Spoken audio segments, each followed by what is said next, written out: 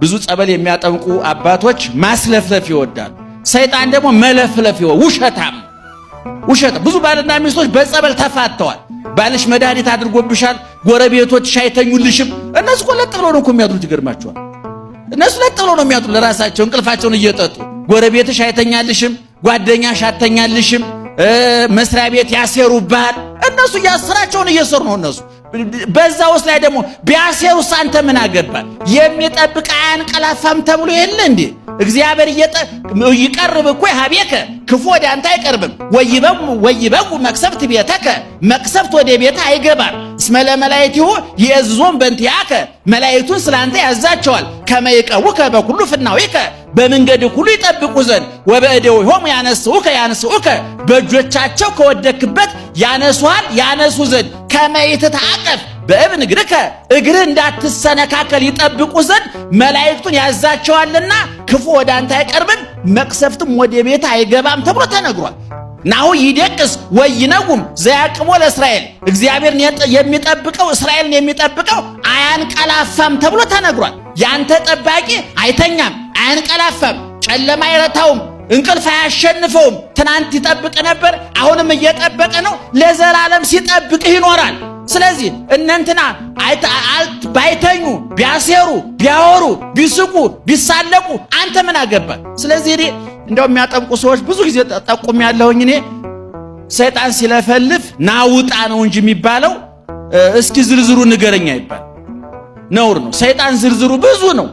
ብዙ ትዳር አፋቷል፣ ብዙ ጎረቤት አጣልቷል፣ ብዙ ጓደኛ አለያይቷል። ብዙ እነዚህ ጀም በየሰፈሩ አሉ እና በየሰፈሩ ያሉ እንደው ሟርተኞች መተተኞች በቤተ ክርስቲያንት የተቀመጡ ሰዎች አሉ በየሰፈሩ። አንድ ሁለት አይደሉም፣ በሺህ የሚቆጠሩ ናቸው። ኑሯቸውን የሚደጉሙ ነፍሳቸው የተራቆተች ኪሳቸው የሞላ ነፍሳቸው የጎደለች ሆዳቸው የጠገበ አይምሯቸው የተራበ ሰውነታቸው የለበሰ ህሊናቸው የተራቆተ ነገን የማያስቡ እግዚአብሔር ይፈርድብናል ብለው ህሊናቸው የማያዳምጡ በየሰፈሩ አሉ። ባልሽ እንዲያረገ ነው፣ ሚስትህ እንዲያረገች ነው፣ ጓደኛሽ አተኛልሽም፣ ጎረቤቶችን ተጠንቀቃቸው እያሉ በማህበረሰብ ውስጥ መርዝ የሚነሱ ጥላቻ የሚነሰንሱ የሰይጣን መልእክተኞች አምባሳደሮች አሉ። ስለዚህ ማስቀባጠር አይገባምና ሰይጣን ያምናል አያምንም? አረ ንገሩኝ። ያምናል አያምንም? በጎ ስራ አለው? ይጸድቃል አይጸድቅም? አይጸድቅም። አዳም ጸድቋል። ለምን ጸደቀ አዳም? ለምን ዳነ አዳም? ንስሐ ገባ፣ ተጸጸተ፣ አጥፍቻለሁ በድያለሁ አለ። ሰይጣን ግን አልተጸጸተም። አሁንም ስራ ላይ ነው። በአሁን እኔ ይሄን እየተናገርኩኝ የሆነ ቦታ ስራ ላይ ነው። እሱ ይገርማቸዋል። እኛ ብንሰርበው ብናንቋሽ ጉዳዩ አይደለም። እሱ አያረጅ፣ ጡረታ አይወጣ፣ የዓመት ፈቃድ አይወስድ፣ ሁልጊዜ ስራ ላይ ይገርማል። እንደው አንዳንድ ጊዜ እንደው ምን ነው ጌታ ሆይ እንደው ክርስቶስ ሰምራ ያመጣችሁ ሐሳብ እኮ ጥሩ ነበር ባይከሽፍ ኮረቱን ለመናገር እንደው ሰውን ያማለዱ ዘላለም ከመጨቅጨቅ አንድ ጊዜ ሰይጣንና አስታረቀ ምንጩን ላድርቀው ብላ ነበር እኮ ያሰበችው እሷ። እንደው ነገሩ ካቅም በላይ ሆነና ቀረ እንጂ የሱ ሐሳብ ጥሩ ነበር። ዙሮ ያዕቆብ ምን ይላል? ሃይማኖት ምግባር የሌለው ሃይማኖት የሞተ ነው። እንደዛ ከሆነ ለማመንማ ማን ያምናል አሉ? ሰይጣን ያምናል። ነገር ግን በጎ ስራ ጥሩ ስራ የለውም። ስለዚህ አንድ ክርስቲያን ለመዳን የስንት ነገሮች ውህደት ያስፈልጉታል? የስንት ነገር? የሁለት። የምንና የምን?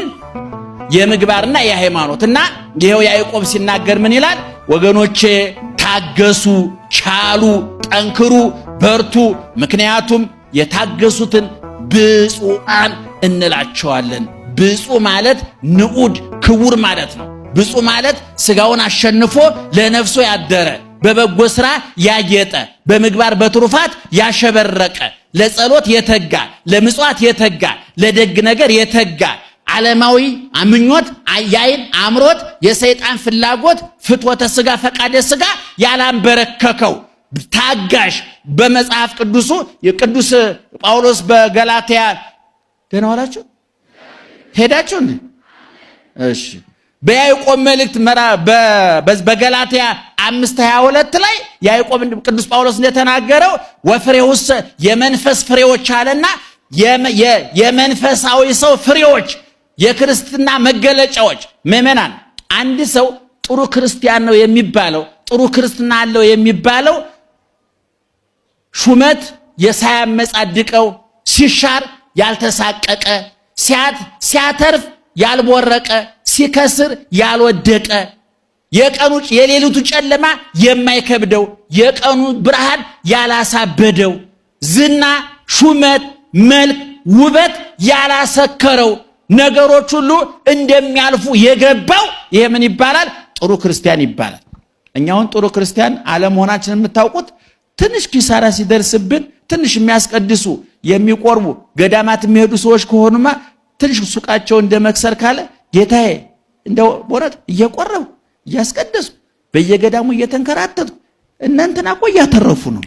የምቀኛ ጸሎት ይውላችሁ የእናንተና ሱቅ እኮ ይሄው ደመኞቹ በቃ ሸማቹ ይተለተላል። እኔ ጋር እኮ እየደረቀ መጣ። ምን ትሰራለህ? እንዲህ አይነት ክርስቲያን ሊሆን አይችልም። ክርስቲያን ማትረፉ አያመጻድቀውም፣ መክሰሩም አያሳቅቀውም። ክርስቲያን ሹመቱ አያመጻድቀውም፣ መሻሩም አያሳቅቀውም። ክርስቲያን የሌሊቱን ጨለማ አያማረርም፣ በቀኑ ብርሃንም አይሰክርም፣ አያብድም። ነገሮችን እንዳያመጣጣቸው ይቀበላል። ምእመናን እንደው በጣም ይቅርታ አድርጉልኝ፣ አታሟርትብ ይበሉና ድንገት አይናችሁ ቢጠፋ ምን ታረጋላችሁ? አቤት እኛ ቢሆን በማመልከቻ የጠፋ መሰለን። ድንገት እኮ ነው ጠፍቶ ያደሩ። የሚገርማችሁ ነገር ምን ታደርጋ? እኔ አሁን ሰዎች ይደውላሉ ከተለያየ አቅጣጫ። ድንገት ይጠፋል አይን፣ ድንገት ይደነቁራል ጆሮ፣ ድንገት ይታሰራል አንደበት። ጧት በሰላም ወጥተው በሰውነታቸው ፓራላይዝድ ሆኖ በድጋፍ በዊልቸር የመጡ ሰዎች የሉም። ምን ተአምራል? ተዘጋጅቶ መቀመጥ ነው መፍትሄው። እኛ ቅዱሳን የምንላቸው ሹመቱም ላይ አምላኪዎች ሽረቱም ላይ አምላኪዎች ናቸው። ከእግዚአብሔር እዚሁ ላይ የሚገርማችሁ ነገር ወናውን አስተወጽኦ የታገሱትን ብፁዓን እንላቸዋለን አለና ምን ይላል? ዘከመ ፈጸመ ሎቱ ሰማይክሙ ትዕግስቶ ለኢዮብ። የኢዮብን ትዕግስት ሰምታችሁታል። ዘከመ ፈጸመ ሎቱ እግዚአብሔር ስለቶ እግዚአብሔር ልመናውን እንደሰማው እስመ ብዙ ምሕረቱ ለእግዚአብሔር የእግዚአብሔር ምሕረቱ ብዙ ነውና ወመስተሳይል ሩሩህ ቸር ነውና የኢዮብን ልመና እንደሰማው ሰምታችኋልና የሚታገሱት ብፁዓን እንላቸዋለን። ኢዮብ እኮ ምእመናን በጤንነቱም በበሽታውም በድህነቱም በሀብቱም ያተረፈ ሰው እኮ ነው። በመጀመሪያ ሀብቱ ንብረቱ ወደመበት፣ ቀጥሎ ልጆቹ አለቁበት። 10 ልጅ በተመሳሳይ ቦታ በአንድ ጊዜ ህንፃ ተደርምሶ 10 ልጆቹ አንድ ቀን አለቁ። የ10 ሁሉ ልጆቹ መርዶ በአንድ ቀን መጣለት።